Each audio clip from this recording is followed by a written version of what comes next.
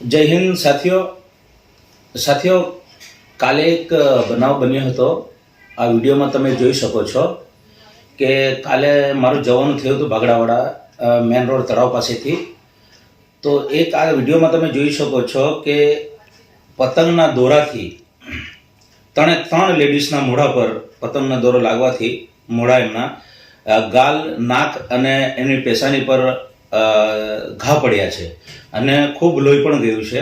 અને હું મારી નરી આંખે ત્યાં ઊભો રહીને જોઈને પછી એ લોકોને ત્યાંથી રિક્ષામાં બેસાડીને એમને હોસ્પિટલ પર મેં જ મોકલ્યા છે। એટલે મારે ખાલી વિડીયો બનાવવાનો મતલબ એક જ છે કે હવે આપણે મકર સંક્રાંતિને જવાને તો લગભગ 20-25 દિવસ થઈ ગયા છે અને આપણે ખૂબ જ ધામધૂમથી ઉજવ્યો છે તહેવાર અને ઉજવવો પણ જોઈએ।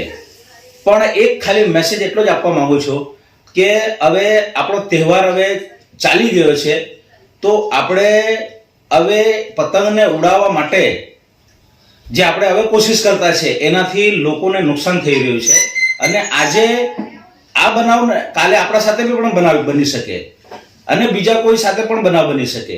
એટલે ખાલી સૂચના માટે હું આ વિડીયો બનાવું છું કે પ્રશાસન પણ આના પર ધ્યાન આપે કે આવા મકર સંક્રાંતિ જવા પછી અમુક સમય પછી કોઈ નિયમ બનાવી દેવો જોઈએ જેનાથી કે લોકો આવી રીતે એક્સિડન્ટનો ભોગ ના બને પતંગના દોરાથી।